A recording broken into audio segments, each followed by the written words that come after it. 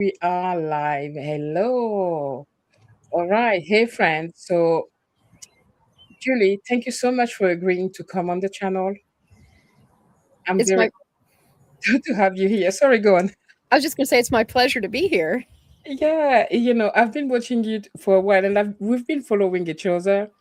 And I know that we have a lot of things in common, like embracing travel, being content creator over 50, and inspiring like midlife people to, I don't know, to live boldly today. Yes. Right. So that's what I've really connected with you. And so, Julie, for people, watching right now and discovering you today, who are you, and what do you stand for?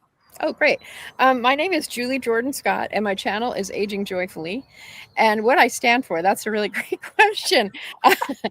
What I love to do the most is to help people wake up to the joy of the everyday, the extraordinariness in every day, and to live life as best as you can. There's a quote from Robert Barrett Browning. No, he's not Brown. He's just Robert Browning. His wife was Elizabeth Barrett Browning, two great romantic poets. And Robert Browning said, "Grow old with me. The best is yet to be." And that's how I Wow. feel. The best is yet to be. I Yeah, think it's a fallacy that our 20s are the best years. No, now, I whatever love age that. that to be. Yeah. Yes. So we're living our best life now. Totally agree with you. Yes. Julie, I wouldn't want to go back to my 20s. A lot of women don't want to age, they don't want to see wrinkles. To be honest with you, I don't want to go to my 20s, to my 30s, to my 40s. No. 50s is like a liberation. Yeah. When you pass 50, it's like a liberation. You're free to be who you are, you unapologetically you. Hmm. Before that, you're looking after you're trying to belong, you're trying too many things. Uh yeah. Okay, okay, okay. We have some friend here. There's Amy, my friend. She's always here supporting. She's a great lady, and she's like, "Good morning, ladies." Nice to meet Okay, you. yeah, right. So I love that you call yourself a late blooming nomad. Hmm. What does that mean to you? On my name, like I had to talk about it. My name is Jay's Nomad, but it's really Jay's, and nomad is because I'm a nomadic. Right. So I was really attracted to that. What does it mean to you? Yeah, I would say late blooming nomad is a lot of the nomads who I see on YouTube are like van lifers who are in their 20s. Yeah. And I have discovered there's a whole different category for nomads who are in our age group. And I never even really, well, that's not true. When my children were younger, I had this very big dream that never came to fruition, and I wanted to go on a huge road trip. I called it Passion Tour 2005. And we were going to travel all over the country, the United States, and I was going to speak and teach about living passionately. I was in my early 40s at that point. And so I've always had that call since that time, my 40s. I had that call to go out on the road. But then Okay. things happened in my life and I wasn't able to do that. So finally, in the last year and a half, I have been what I call a newbie nomad, late blooming nomad, and not full time nomadic, but definitely toe dipping and doing a lot of road tripping and house sitting like I'm doing now.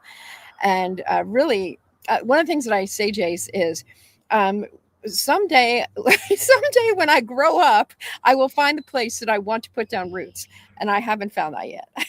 Oh, I love that. The same. I call myself a citizen of the world because Yes. there's not one place that I feel that I don't know. I love there's so many wonderful to see, wonderful things to see in the world that everywhere I go, I'm like, okay, I want to stay here. I want to go here. I want, So yeah, I love that.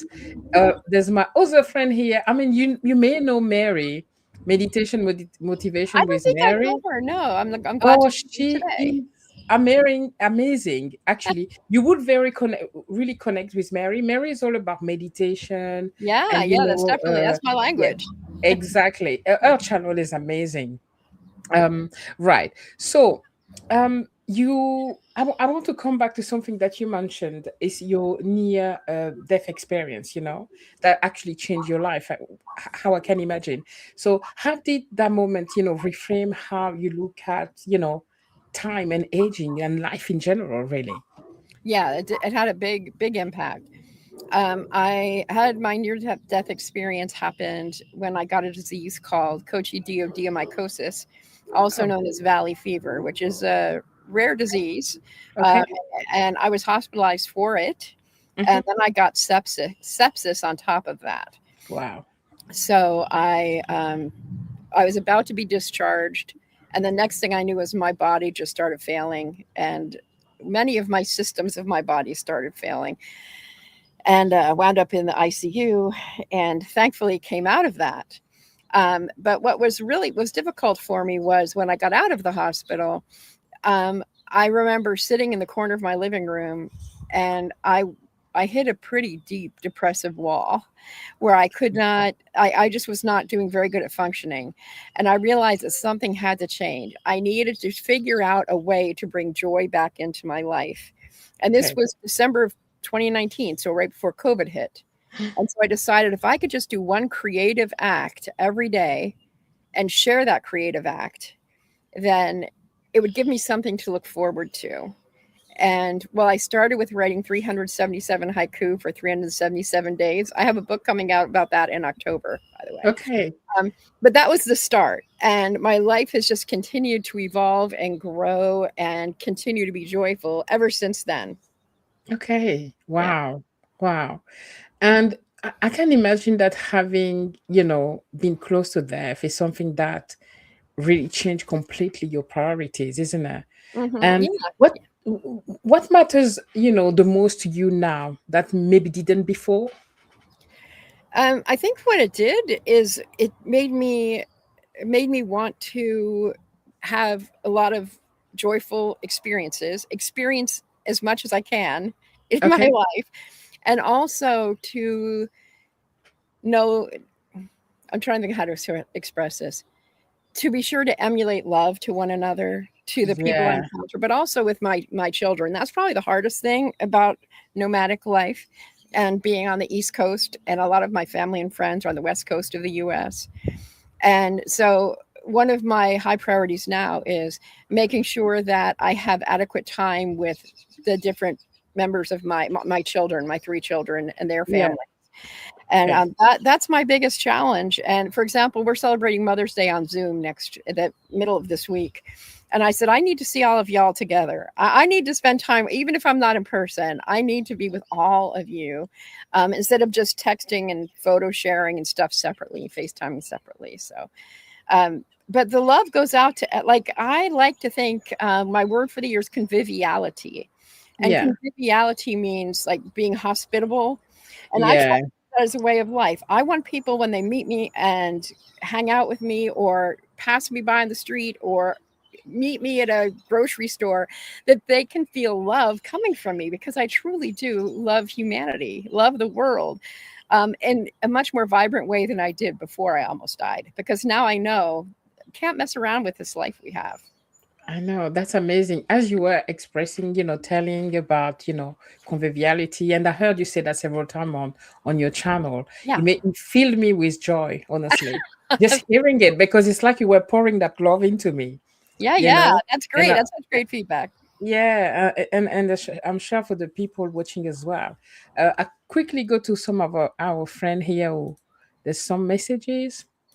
Uh, Mary says, Julie, oh my goodness, what a awful experience. Love how you are where you are now. Thank you. Yeah, yeah, yeah, absolutely, Mary. And newbie nomad, love it. Exactly. Oh, hey, Oh, there's hey, Pam. Hi, Pam. Pam. Hey, Pam. Thank you for being here, Pam. Pam is one of your friends, I guess. Yes, Yes. yes. Oh, thank you for being here. All right. So I want to talk about the joy of consistency, something that you talk on your channel as well. And I Yes. was quite struck by that. Consistency. Many people look at consistency, including myself, okay, as a chore, as a strict rule. But you talk about it, as Sure. joy of consistency. How did being consistent, help heal you and shape the life you lead today? I don't know. How can it Okay. help us? And I can tell you, this it started with, as I said, when I was sitting in the corner of my living room and feeling like at one of the lowest times of my life. And I said, I need to do something. And I said, and I need to have something to look forward to. I can't just sit in the living room, without interacting with people, without going outside, without creating. Yeah. So I created the haiku every day, but I started with an experiment. I love to experiment. And I Okay. said, okay, I will try this for 7 days to see if I like it and to see if Okay. this is something I can be consistent with. And so Okay. by the time I got to like day 4, and what I would do is I would go out in the community and I would look for something that caught my eye and I would take a photo and I would write a haiku about the photo. And Okay. haiku, if you don't know, it's a very short poem. It's a 17 syllable poem in English. It's a Japanese style of poetry. And then I would post the photo and the poem on Facebook.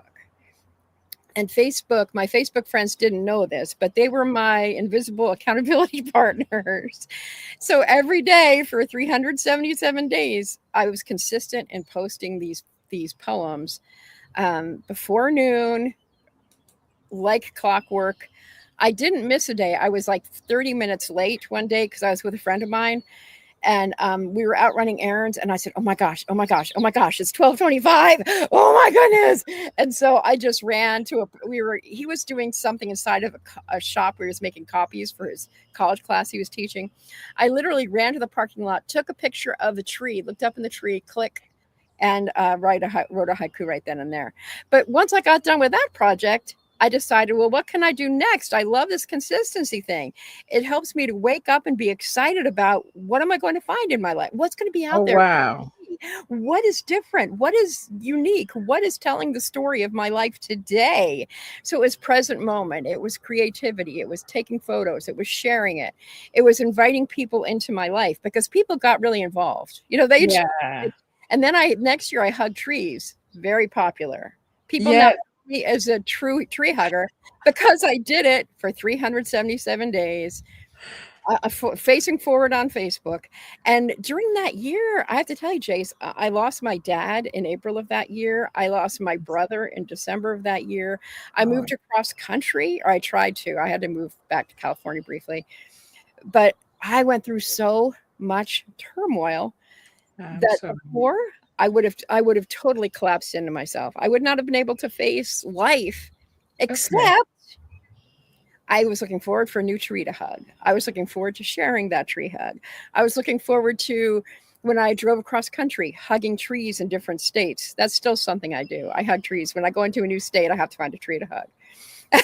I love hearing that. My goodness. Yeah. So I'm a I tree hugger too. in 21 states, and there's 50 states in the U.S. I've done pretty well so far. 21, almost half of the states. That's So that is great. Trees, I don't know.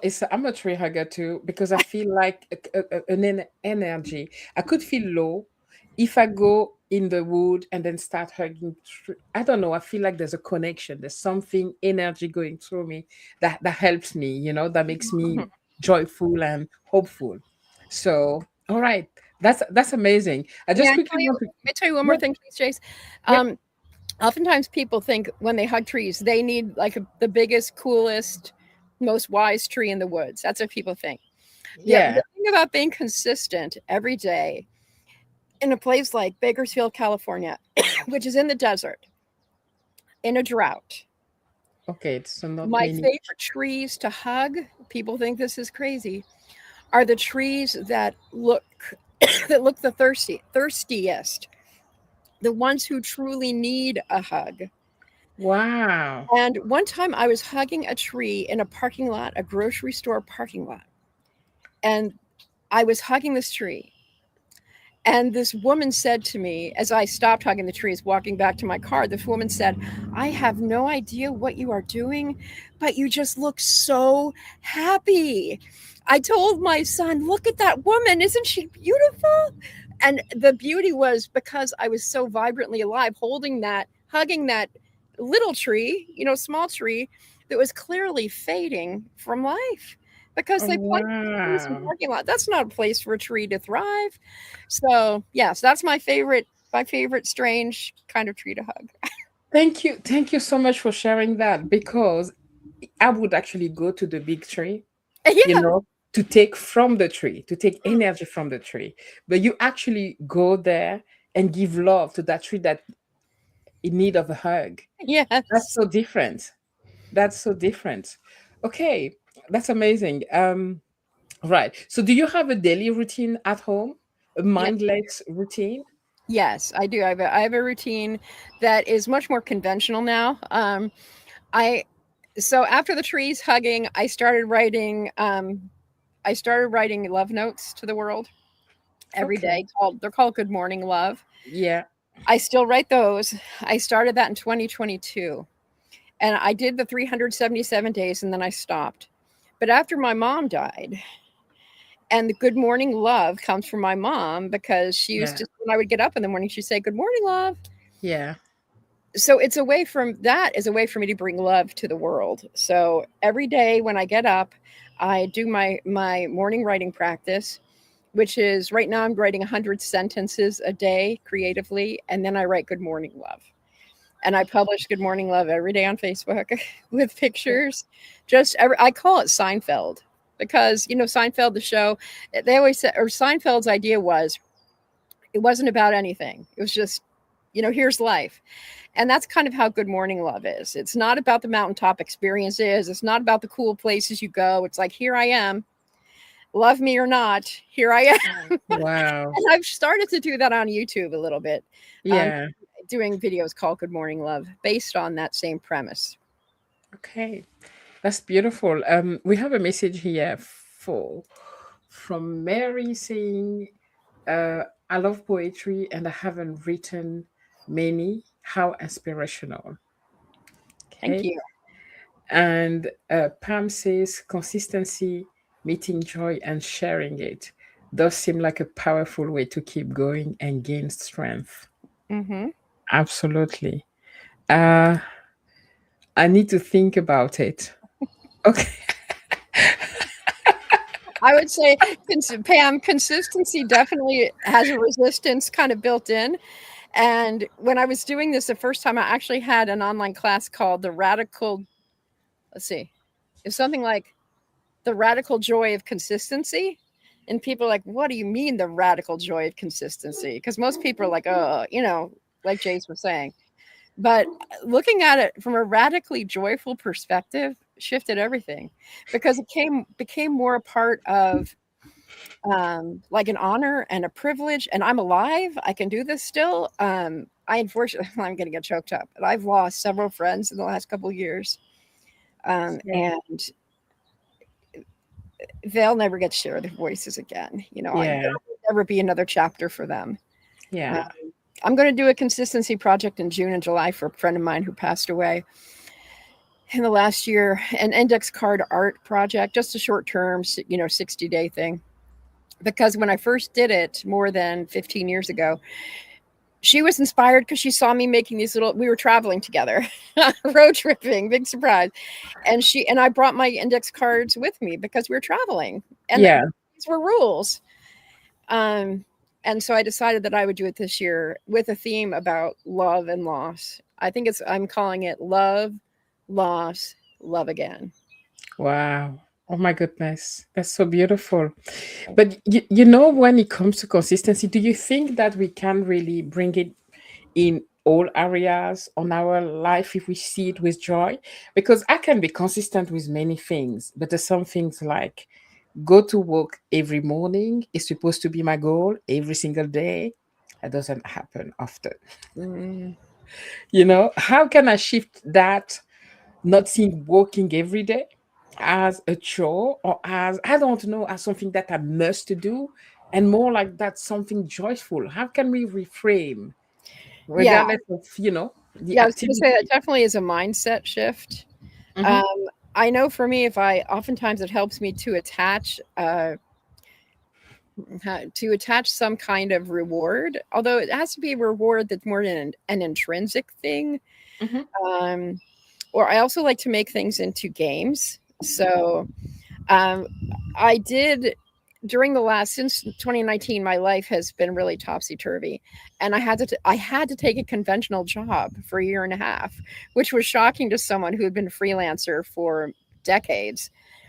And so I would do things like when I went to work, I would see how many people I could say good morning to that morning. And so I'd go to Wow. work and I'd say, good morning, good morning, good morning, good morning. Some people I annoyed because I was too happy and friendly in the morning, but I'm just happy and friendly in the morning.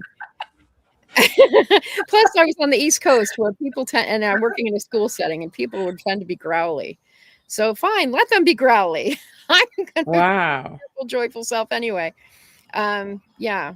So just for me, it's about attaching something of merit Okay. to the day, and it has to be literally. It needs to come from my heart in order for it Yeah. to shine through. I mean, I'm not joyful about folding my laundry. Like, oh, please, folding my laundry. No, I can't do No, folding. It's no. ironing. Like folding, I will do. I will Putting do my like laundry away. folding a whole house, no problem of clothes.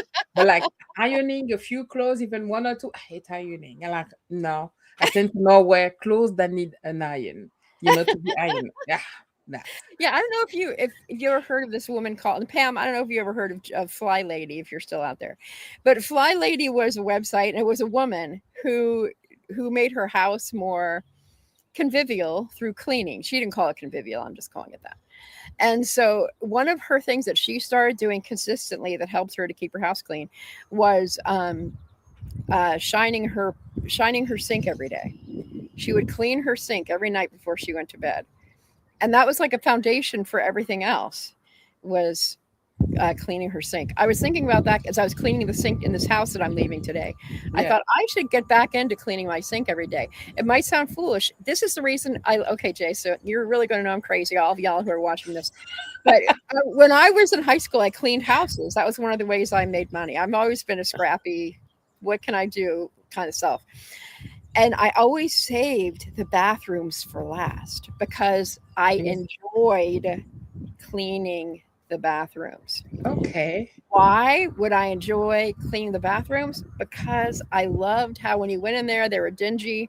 And when you got finished cleaning, It's so they smelled shiny. good. Yeah. They looked good. They actually shined and sparkled. So that's how I got joy out of cleaning bathrooms. It still goes on to today. Okay. For me, would be the kitchen. Like the entire house can be dirty, but the kitchen, I don't like it to be dirty. Because if I come in the morning, I want to be able to make a coffee without looking at everything because it's like my happy place. Yeah.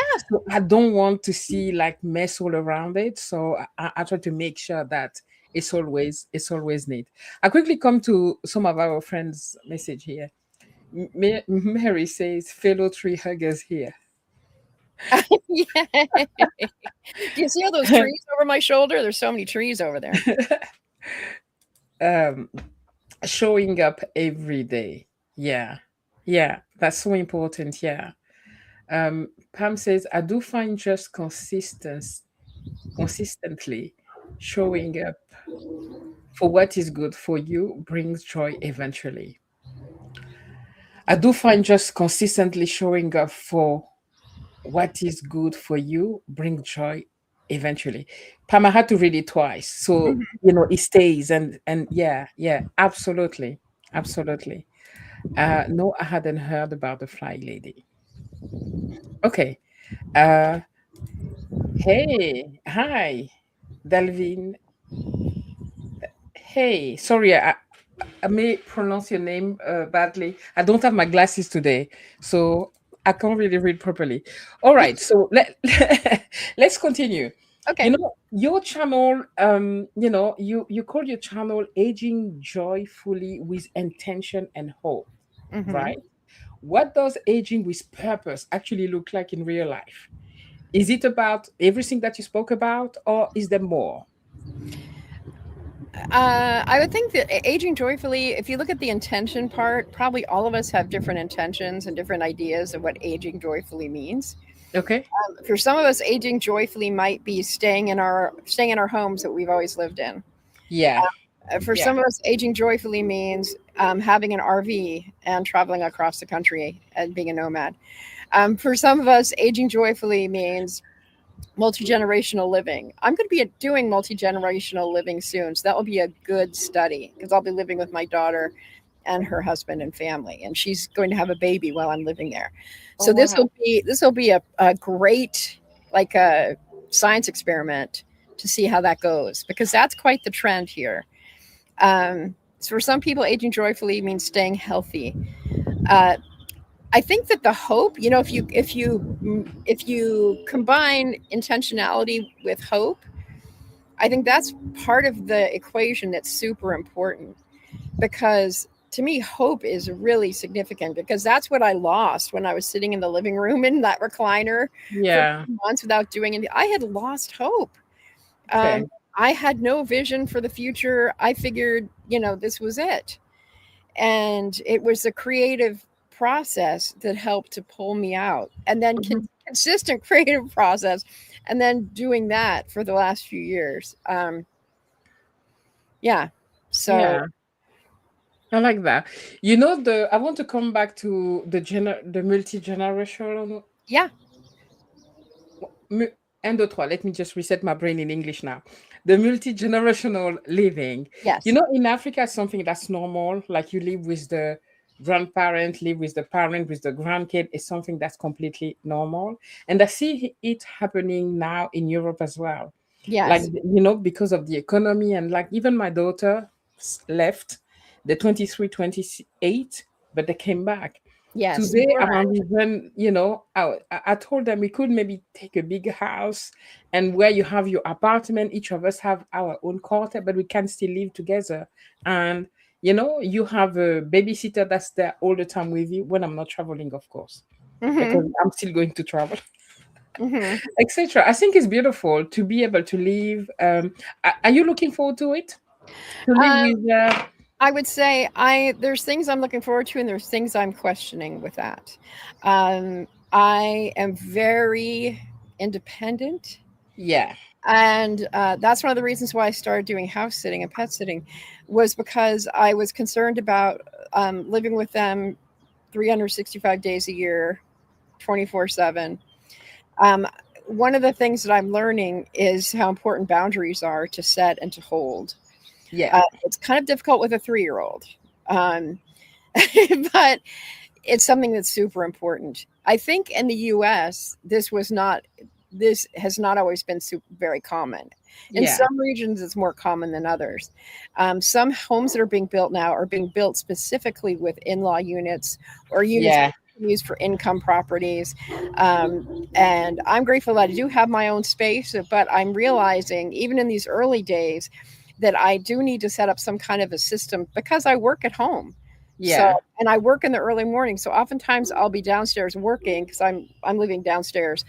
And the little one will come down to see Granny, and they're trying to teach her, because I'll be sitting there working, and I'll have people working with me on the screen. yeah.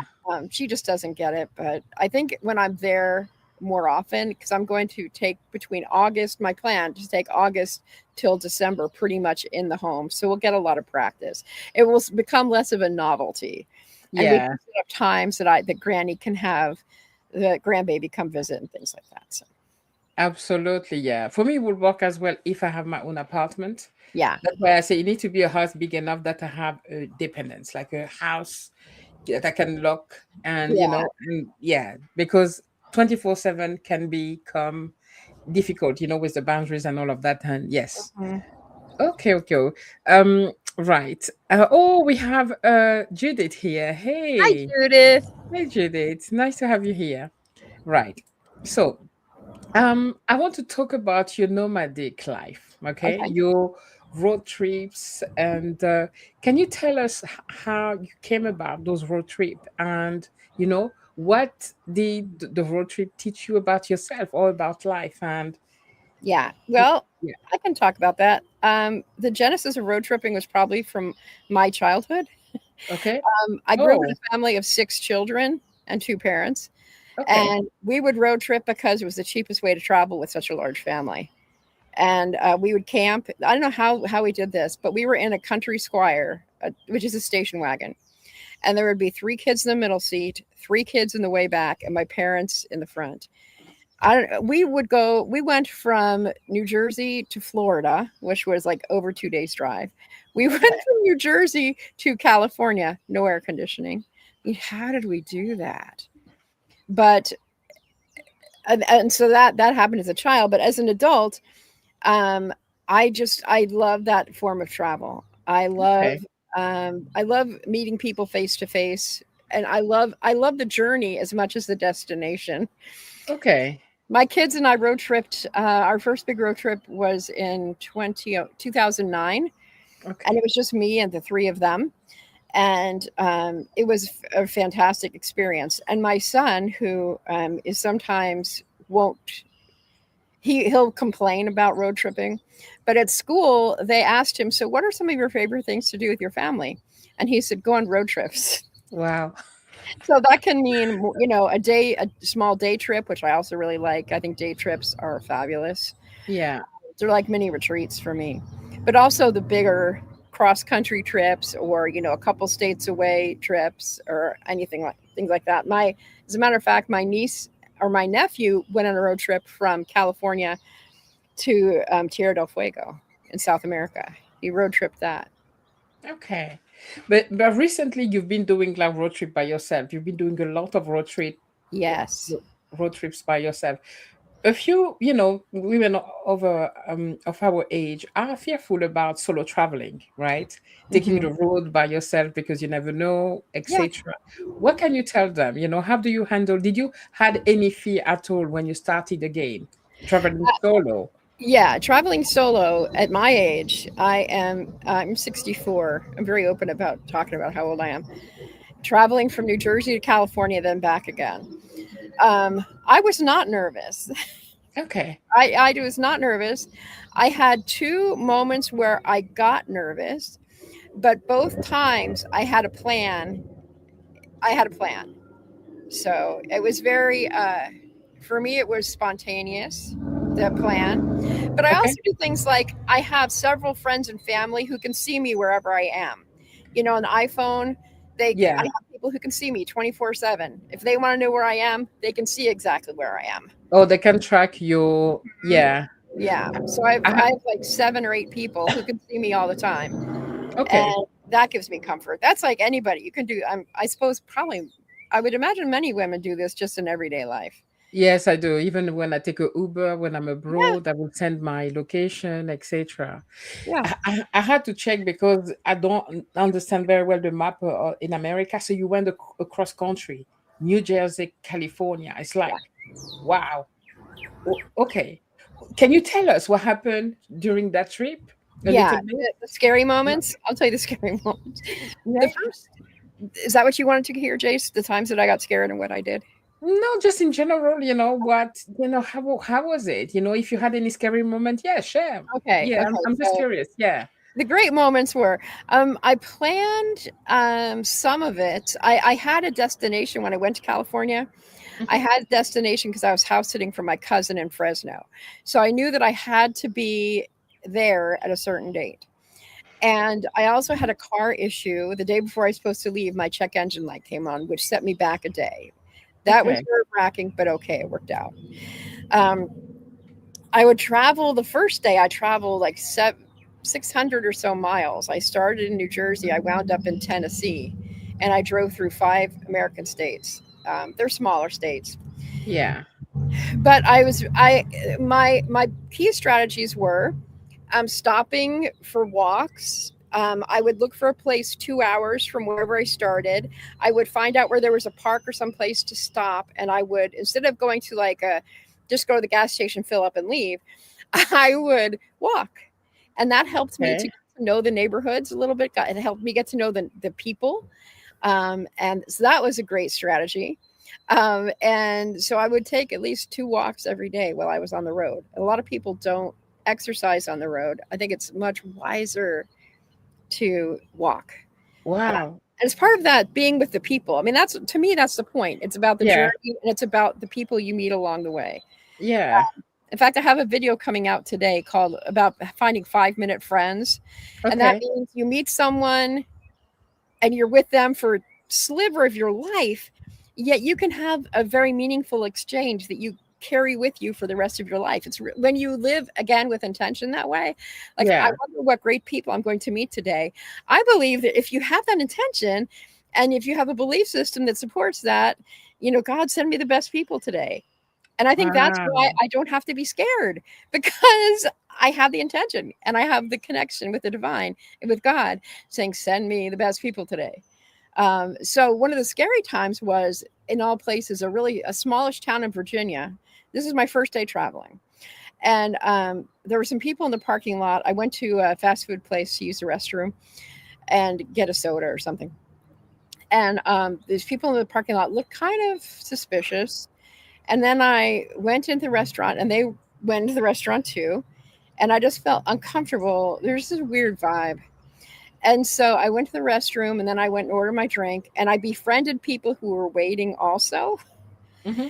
And because I had New Jersey plates, I knew the people who were kind of scaring me could tell that I was from out of the area. Because when you have plates that are from a state 5 states away, they know.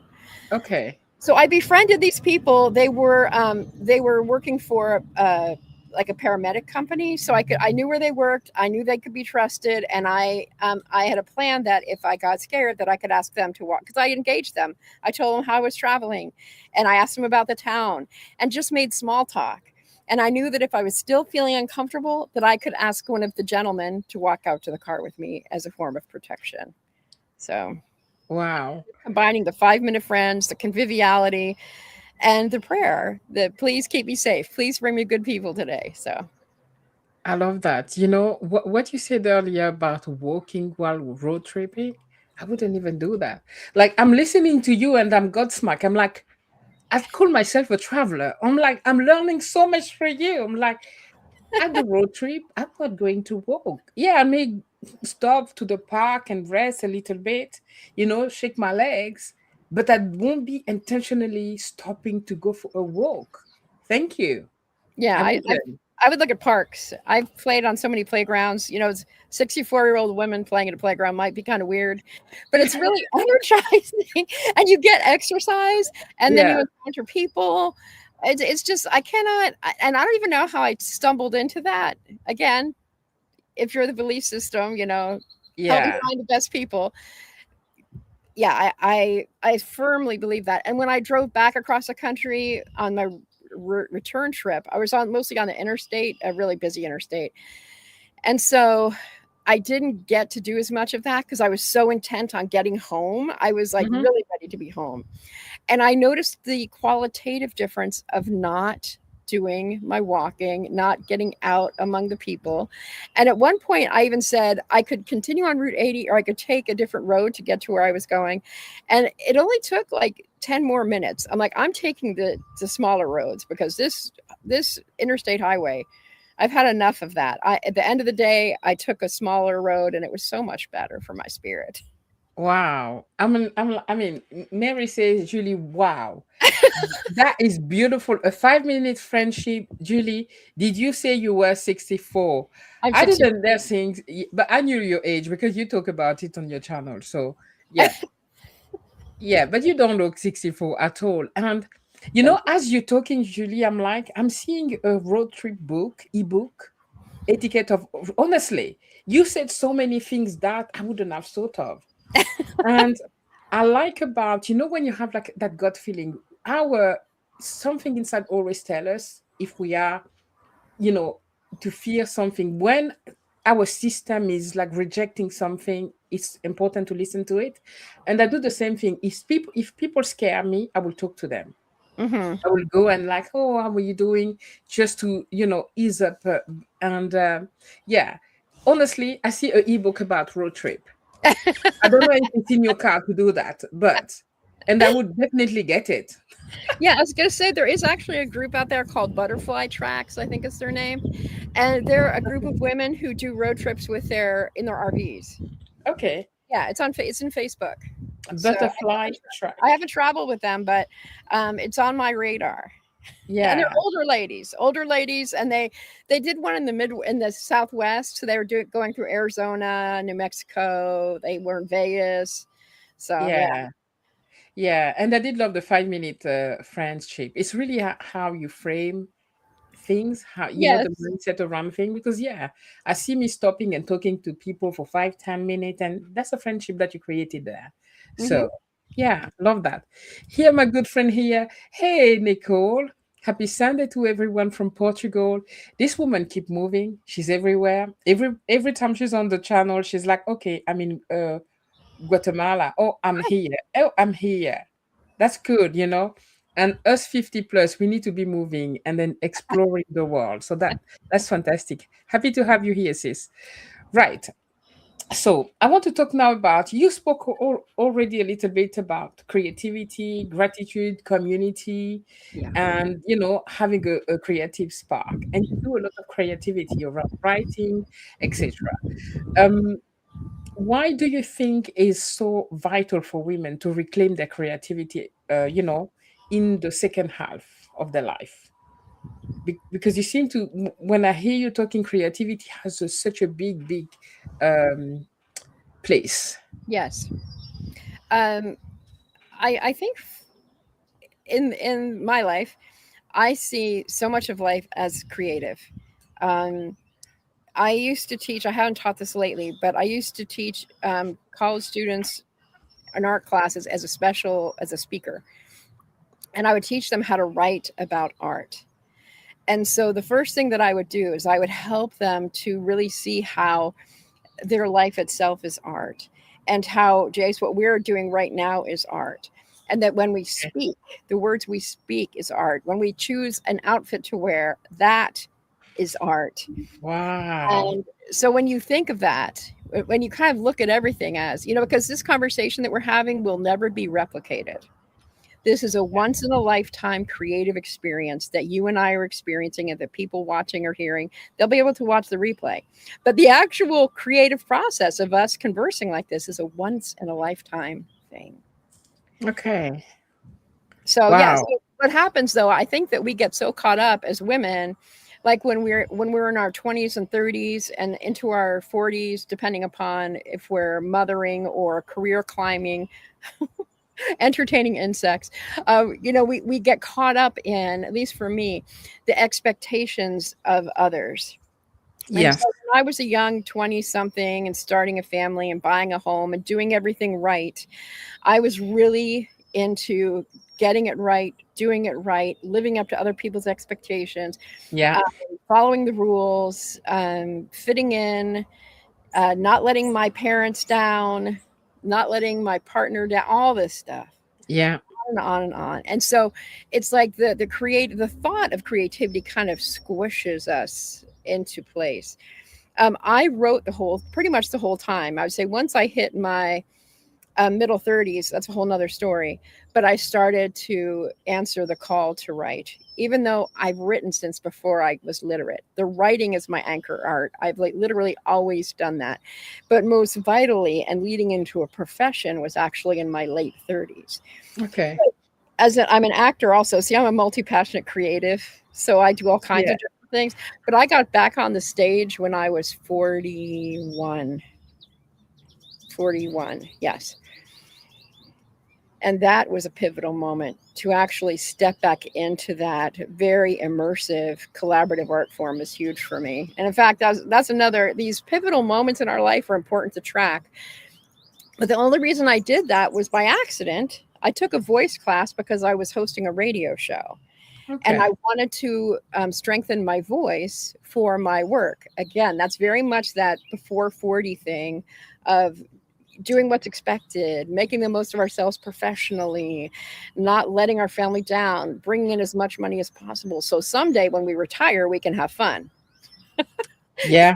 That Yeah. whole that isn't true, um, or it doesn't have to be true. And so I kind of got over that hurdle early. But even the tiny little creativity, like writing the haiku or doing the index card art, that's art, as is cooking, as is making a sandwich, as is decorating your home. All of those things are art forms. So I hope Okay. that makes sense. I feel like I'm rambling, but No, hopefully. no, no, no. Definitely, it makes sense. And I know, like, writing for me has become as well like a form of therapy. Writing down on paper, your thought, Hmm. or Even gratitude in the morning. I used to think that journaling means that you have to write paragraph. You have Yeah. to be a writer almost, in your journal. Yeah. And No. and yeah, I changed that now, putting down anything in my mind at that second. It could be just a word, maybe my word of gratitude for the day or whatever was Hmm. good enough. And it's yes, I'm working that consistency, right? So to keep doing it because I know I see the benefit of it. Hmm. um I quickly go see what our friend here say. We have more friends. Hey, Holly. Do you know Holly?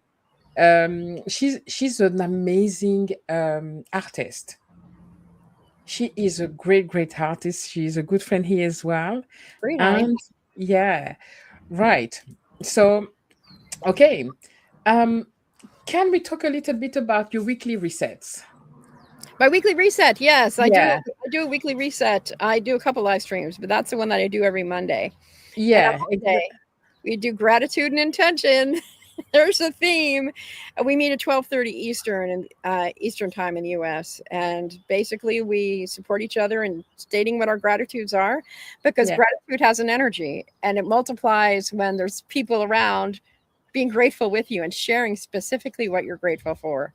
yeah. And we set intentions for the day, the week. And I always emphasize, although I don't know how much people hear me, but I say it anyway, that intention can be about what you're doing, it can be about how you want to feel, and it can be about who you want to be. So I usually Mm. say something like, one thing I'm working on is peaceful confidence. That's one thing I'm working on, is being Okay. confident and courageous, but being those qualities while I'm also being peaceful. I'm not being pushy. I'm not forcing myself to be confident and courageous. I'm peaceful with it. Peaceful confidence. You Mhm. don't usually see these two words together. I know. Like, yeah, it's like I need a minute just to like put them together. Peaceful confidence. It's true. Confidence could be something that you forced towards yourself. I need to be confident, Mhm. and stress out about it. Yeah. Okay. Okay, It's okay, much more okay. about grounded. It's like Yeah. being grounded, being steadfast. It's like you're so confident that you're standing up straight, and it creates a very attractive kind of thing because people. Yeah, it's just like people will. And I don't want to sound like I'm bragging. People don't say, "Oh my goodness, you're peacefully confident," but like I'm the person that people will trust to ask for directions or recommendation. Again, these 5 minute friend people, Yeah. they think that I've lived where I am forever just because of exuding that sort of posture. Yeah. Okay. I want to talk about being a YouTuber. There's a lot of us now. I remember, I don't know, maybe 5 6 years ago when I was starting on YouTube on my French channel, not this one, to find even women over 40 was a struggle. It was more of the 20 years old. Today there's a lot of us on here. How has been your experience on YouTube? Okay. Thank you for asking that question because, again, I have an unconventional road to this whole thing. Mhm. Mhm. I started on YouTube in 2007. And Wow. so I'm an OG. At the beginning of YouTube. Yes, in the very beginnings of YouTube, you can my Wow. the videos are still there, many of them, and it Okay. all started because of, guess what? A consistency project. Mhm. I had done a photography project with 365 self portraits, but this is before the word selfie existed. Mhm. Then I decided that I wanted to do this is how what a pioneer I was, am, whatever. I wanted to do 21 video self portraits. So Okay. I did what would now be considered vlogging for 21 days with a point and shoot camera with no, I couldn't see what I was videoing. I turned Okay. because there was no backward camera. People were not doing that. Yeah. So I would do videos like with myself, and it was when I was homeschooling my son. He was he I pulled him out of school because he is autistic, and the school was not doing what they were supposed to do. So I took him out of school while we figured out how to educate him well. And so part of my, again, there's a pattern to my life and my creativity. I was like, I need to do something so that stay not I can stay mentally healthy. I cried during that period. I cried for 161 days straight. I kept track. I know that's crazy. But so I took video self portraits of that era, 21 days in that era. It's fascinating to look back at those. They're short videos, like 2, 3 minutes. But I love the fact that I did that and I documented. But then I would stop. Like when I restarted my channel about a year ago, and that was when I got serious because I'm like, here's an opportunity. Let me try this. And that's when I stayed with it because I found community, just like you're talking, Jace. I Yeah. community. I found Karen, the YouTuber from YouTube Over 40. Yes, I know, Karen. Yeah. Allison somehow found me, and Allison Yeah. invited me. And ever since then, I've just built, and my channel has grown faster recently than ever before. I've never gone viral or anything, but Yeah. I show up consistently. The people Yeah. when I use vidIQ. I'm experimenting with that too, and they're like, "Wow, your engagement is off the charts," and that's true. My level of engagement is dramatic. Because the people who are my regulars, they come back and they come back and they come back, and we build relationship. Because to me, Yeah. that's the most important part of YouTube is building those relationships. And I've met so many of my YouTube friends. That's kind of interesting as well. Yeah, I've seen a video where, and that's the best part. I've met Amy, I met Pam who's here. She said, it is still a struggle for me, lol, to be a YouTuber. Oh yeah, I met Amy, Mary, Pam, and it's amazing when you meet them. I've seen one video where you are with, I think, Evie and Allison. yes. You are at a table. I mean, you go to one of them. I think it was at is it I was at Ali? Allison's Was house. it Yeah. Alison's house, isn't it? Yeah, Hmm. that's fantastic, isn't it? When you meet friend um in real life. Yeah. How was the experience? Did you meet other people? No, yeah, I've met other people. I met Allison and I met Evie on that trip. I also met Tracy with an IE in California. I haven't even put that video Oh, out yet. I met Kay and Row Hiking Happens, or probably I started following them 3 years ago, and I would comment yeah, on every video, and we have become dear friends. I've been with them several times. They are so cool to me. I admire them so much that I have a heart. I'm like, I need to like go see you guys just to talk to you on video because I feel really awkward because I admire them so much. I've also met, and they live in the same state as me, and they're incredible humans. They're really, truly some of the nicest people you'd ever want to meet. So sincere. So Kevin is the K. His creative process is so fun to watch. It's so fun to watch him. He's just fantastic. And Ro is so welcoming, so hospitable. They're great people. I've also met teacher Kelly Tag. I've met her in yes, Teacher have Kelly. not Yeah. seen that video yet. This last week, I met with Sally D's Reality and Oh Dana. my God, Sally. Mhm. She's lovely. I love Sally. Okay. Yeah. Yeah. And I met Dr. Ninja Turtle. I met him. My He and I were in God. Maryland at the same time, so I met him. Yeah. Yeah. So Okay. I met a lot of people. My God, but you don't share that on the channel. I haven't seen those. I have. I mean, I've shared the ones with Allison and Evie. Yeah. I shared one short with Dr. Ninja Turtle hugging a The tree. thought. Yeah. And then I have a few that I haven't done, and I'm trying to. It's like I was talking about that in my video yesterday. I have these videos sitting waiting to be woven together. Yeah. So I need to come up with a story for all of them to be woven together. Yeah. You know, that's the thing. Like all my SD cards are full. I don't know what to do. But nowadays I decided to not do any talking head videos, but just work on the videos that the experiences. I travel so many places, but they're sitting on the SD card. So I really want to be able to write a story about that. But what I do now is like I just go with the date. A date, it's a video. Like, because I have a lot of footage for one day. I will just put them all together and Hmm. create a story Hmm. about. that day, and then Mhm. to the next, etc. Yeah, that's great. So I need to do more of that. yeah, that's amazing. It's so great. That's the best part of YouTube for me. It's the meeting people. It's the community that we create. It's crazy. It's really amazing. So would you recommend anyone out there, any 50 years old or plus, sitting at home and like, I would love to start a channel and they're afraid? What would you tell them? Oh, so I would say the first thing I would say is to seek community. Um, Mm, and so how seek and create and be a part of community. So if you find a creator who you like or hmm. who resonates with you, Can Row and I became friends because I commented on their videos all the time. And then like a year later, all of a sudden I was making videos. So they're like, you make videos. And they're so supportive. Okay.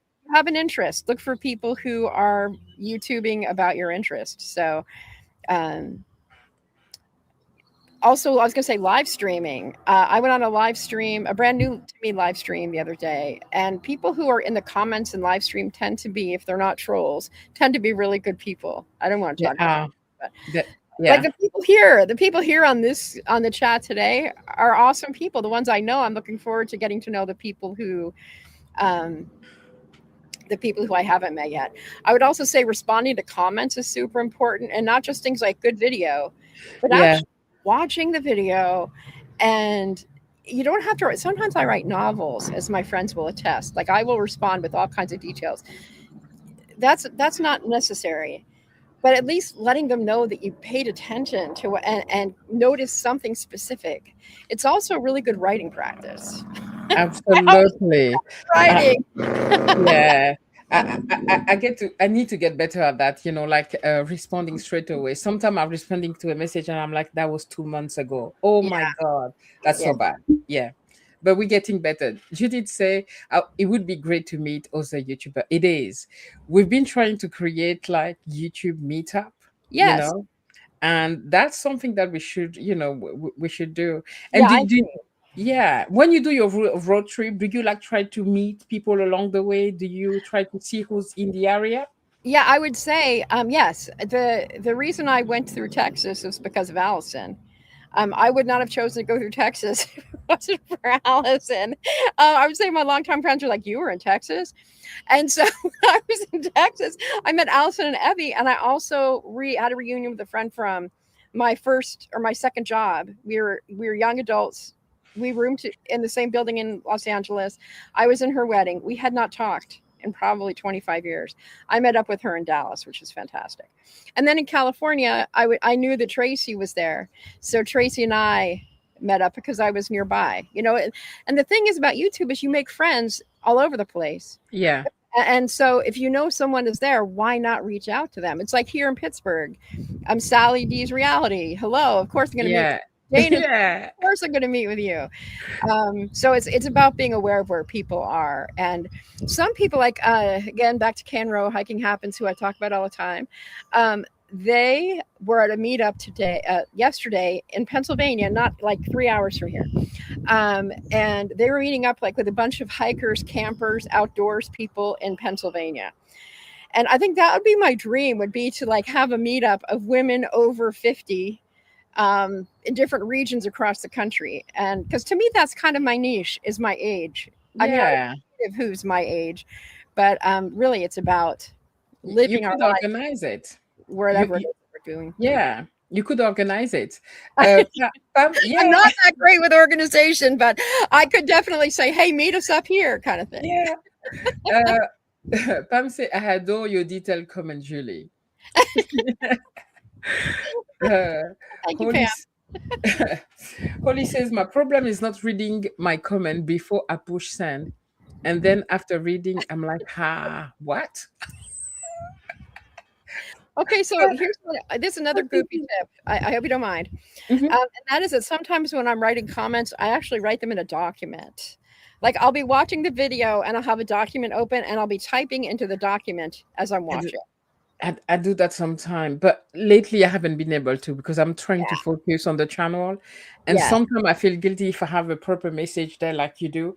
And I'm like, I'm trying to think of what to, responding, and it's just practice. It's Yeah, like yeah, exactly, sometimes it's exactly. practice. It's like every every day I take 15 minutes in the morning or in the evening to reply to comment and make it a habit. So Yeah, yeah, consistency. exactly. Consistency, absolutely. Uh, Joyful yeah. consistency. I'm saying, yeah, I like meetups. Yeah, we need to do more of that. There's so many. There's a great community now, on YouTube of 50 plus, 60 plus women. That it would be lovely that we organize, several meetups to see each other. Right. So I'm conscious of the time. Julie, it's so nice to be talking to you that I'll keep you here all day. I'm just going to go for quick questions before we go. So, what does joy looks like for you today? Joy, what joy looks for like for me today is being able to hang out with these dogs for today, this morning, and then being able to take off, try out a couple new trails, and end the day in a town that I fell in love with on my last road trip. I fell in love so much with that town that I'm meeting with the realtor tomorrow to look at a property there. My goodness, I That's how love joy it. looks to me. And having fun along the way. Seeing it, and I'll give myself a little challenge. How many quick friendships can I make today? My And I'll report goodness. back. That's beautiful. I'm gonna have to rewatch that video so I can write down. Or as just honestly, you've given us so many amazing tips and gems. Thank you. So what are you most excited about in this chapter of life?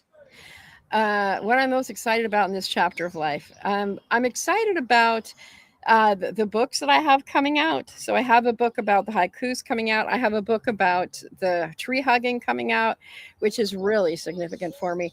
One thing I would love to do is to have tree hugging parties. I've had Okay. tree hugging Wow. parties, but there's like tree hugging competitions. They had like the tree hugging Olympics, and I think it was in Iceland. And I went to their website recently because I unfortunately can't travel to Iceland right now to do that. But they welcome people in creating their own tree hugging competitions. But because I'm more of a collaborator, I'd like to have tree hugging parties. Tree hugging Absolutely. Because when you put competition there, for me, it completely, I don't know, it doesn't do it for me. It's like it's the purpose. yeah. Defeat the purpose. That's the word I was looking for. Yeah. Yeah. So Yeah. I'm looking forward to bringing out those books, and also I'm looking forward to doing more speaking. So in-person speaking, YouTube is like speaking every day. It's great Yeah. practice. But I Yeah. would love to incorporate a speaking tour onto my road tripping. I'd love to road trip, give a speech, meet people, have a good time, move on to the Wow. road trip, give a speech, hang out with people, shake hands, move That's along. Yeah, that's that's like been a dream of mine for a long time. that's cool. Okay. So you somebody who's comfortable talking publicly with not on YouTube though, because I can speak behind my camera here. Now put me with 100 people and I'm like, No, I love it. I often say, okay, give me a microphone in 15 minutes, and I will give you a half an hour speech. wow. Okay, okay, okay, okay. And what are three things that are still on your bucket list? What three things are still on my bucket list? Yeah, do you have a bucket list? Yeah, actually don't have a specific. I like to do seasonal bucket list, but I'll go with the one is to do that road trip I was just talking about that I Okay. was going to do in 2005 that I've never done. The Passion Tour 2005. It'll be maybe 2028 or something like that. Who knows what year that will be? But I would like to do a road trip speaking, inspiring um, thing. That's one. Two is to be in a film with that is like a big Hollywood film. I don't need to be a star. I can be because I have done films. I'm in theater. I would love to do to have a small role in like a real studio film. I've done Hmm. studio films and small films. I would like to do like a real studio film Okay. too. And the third would be to um, see my children and grandchildren lead. This is the most important. See Yeah. my children, grandchildren, etc., leading happy, confident, joyful lives, and for them to know that they are loved and to know that they Amen to are that. important, significant in the world. That's the most important. Wow. Beautiful, beautiful. Before we go, one thing you want women over 50 to remember. I want them to remember that line from Robert Browning. Well, there's a couple versions. The one is "Grow old with me. The best is yet to be," but also "It's never too late to be who you might have been." That's George Mhm. Eliot, who is a woman. Or "It's never too late to live your happily ever after." And that doesn't have to be happily ever after with a prince. It can be happily ever after living intentionally on purpose with great joy and making the choices that bring you to life. Amazing. Thank you so much. So, where can people find you, Julie? It was such an amazing time with you here. Well, Uh, thank you. yeah, I did love it. So, where can people find you? What do we find? I mean, you said what we found on your channel. Yeah. Anything that you want to share that I didn't ask, maybe? Yeah, I would say, well, my channel is the best place to find me. Otherwise, I also am on Instagram, Hmm. which is by the, and it's, I go everywhere you, if you Google Julie Jordan Scott, you'll find me all over the place. So just my name. The Jordan is spelled like the country, Jordan. Um, I can't think of anything more that you didn't ask that I didn't say. One thing that I would say coming up on my channel is I'm going to be doing a meditation journaling um, Okay. series coming up that people might find interesting. Combining the two of those, I'm really excited about that. Wow. Thank you so much for being here with us. Julie, it was such an amazing moment. Thank you again. And I hope once your books are out, is it in November, did you say? October, the first one. October. Yeah. I hope maybe you come back on the channel and tell us all about it. Oh, sure, I'd love to do that. Yeah, excellent. All right. Thanks again. Guys, thank you for being here. And please go find Julie's channel. She's amazing. You heard, everything that she shared with us today. And until next time, have a fantastic Sunday, everyone. Thank you, Jace. Thank you. Bye. Bye, guys. Bye, friends.